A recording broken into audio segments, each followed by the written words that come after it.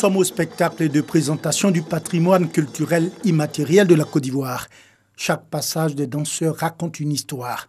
Celui-ci sensibilise le public sur les risques de l'immigration clandestine. Je me joins à vous et nous disons non à l'immigration. Oui, non à l'immigration. En plus de ces messages de sensibilisation, la compagnie Miamo a fait un tour d'horizon de la culture ivoirienne. En 40 minutes, le voyage rythmé est parti du nord au sud, en passant par le centre, l'est et l'ouest.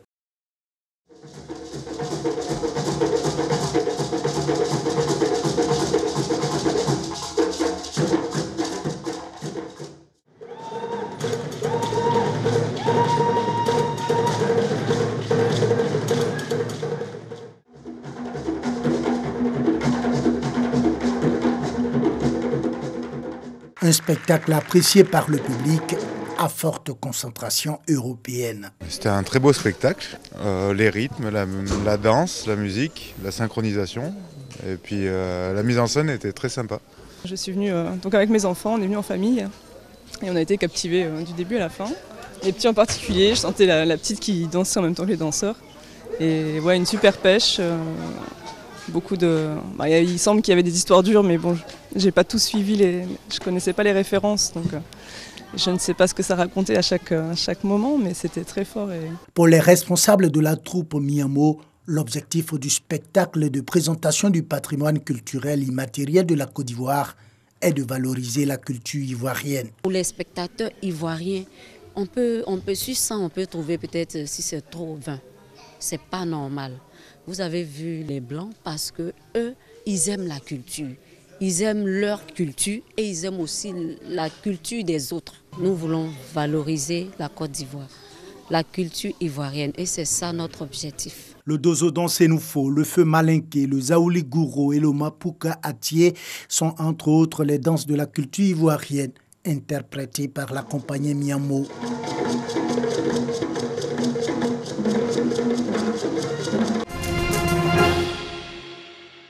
Jamais abandonner, comme Nelson Mandela le dit.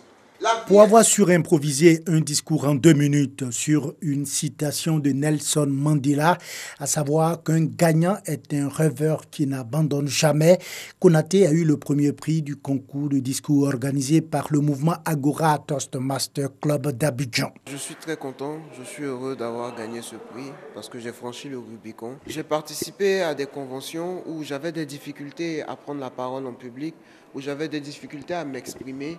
Et à chaque fois que je sortais de ces réunions, je me disais il fallait que je trouve cet endroit-là où je puisse apprendre, où je puisse comprendre comment est-ce que l'art oratoire fonctionne. C'est ainsi que j'ai découvert Toastmaster. Également membres de ce mouvement, Kadi Honorine et Kone Yaya ont participé à ce concours. Tous deux sont convaincus qu'Agora Toastmaster Club d'Abidjan a changé leur vie. Beaucoup de choses ont changé. Depuis que j'ai commencé à participer aux sessions Toastmasters, j'arrive à avoir confiance en moi lorsque je suis face à un public. J'ai souvent le trac quand je dois parler, mais ça ne dure pas longtemps. J'ai beaucoup plus confiance à parler en public. Je prends plus plaisir à parler en public et ça m'aide énormément. Je voulais travailler sur beaucoup d'aspects. Sur le plan professionnel, c'est-à-dire arriver à faire dans un minimum de temps l'essentiel. Parce que je déborde un tout petit peu quand je m'exprime. Alors je voulais corriger cela et puis être méthodique. Apprendre une méthode de travail qui me permet d'avoir des résultats tout de suite. Bien s'exprimer, savoir parler en public présente des avantages certains dans la vie professionnelle et extra-professionnelle, selon les responsables d'Agora Toastmaster Club. Pour mieux s'exprimer, la première chose que je vois, c'est l'élocution. Il faut pouvoir prononcer les mots et se faire comprendre. Mais ce à quoi on ne pense pas toujours, mais qui est tout aussi important, c'est la cohérence des idées. Il faut savoir structurer ses propos. Quand c'est comme ça, votre communication passe et vous réussissez à faire passer votre message, vous obtenez ce que vous recherchez. Les avantages de savoir bien parler sont multiples. Quand on parle bien, on se fait davantage confiance. Quand on parle bien, on arrive à convaincre l'autre. Quand on parle bien, on arrive à développer son leadership. Agora Toastmaster Club est une association à but non lucratif dont l'objectif est d'aider ses membres à améliorer leurs compétences en matière de communication et de leadership par la prise de la parole en public. Munis de râteaux, de dabas, de pelles et de balais, les populations de San Pedro, en tout cas celles qui se sentent encore concernées par la salubrité, sont sorties ce samedi matin pour rendre la ville propre. Ici, devant le CHR, centre hospitalier régional, des volontaires s'attellent à curer les caniveaux, dégager les égouts et balayer la voie. Un peu plus loin, au quartier Lac, ici également, des riverains nettoient la devanture des maisons, des magasins et curent les caniveaux. En tant que jeune aussi, il va de soi qu'on rend notre coin propre, que le coin soit en tout cas très agréable.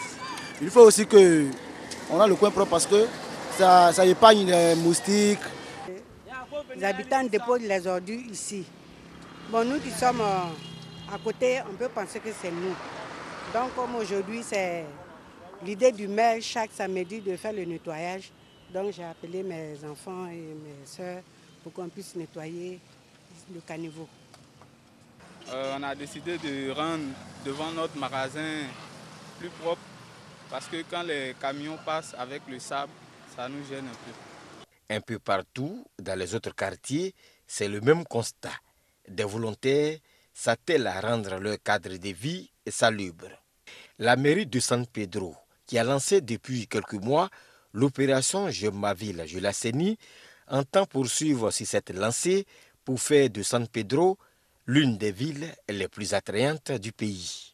Nous profitons pour toujours sensibiliser les riverains pour que l'opération de tous les samedis initiée par le maire soit ainsi. Il ne faudrait pas qu'elles attendent la journée mondiale pour pouvoir s'impliquer. Tous les samedis, les populations doivent pouvoir se lever comme ça, de façon, j'allais dire, automatique, pour pouvoir balayer, assainir, curer les caniveaux, ramasser les sachets, pour qu'on ait quand même un environnement sain et propre.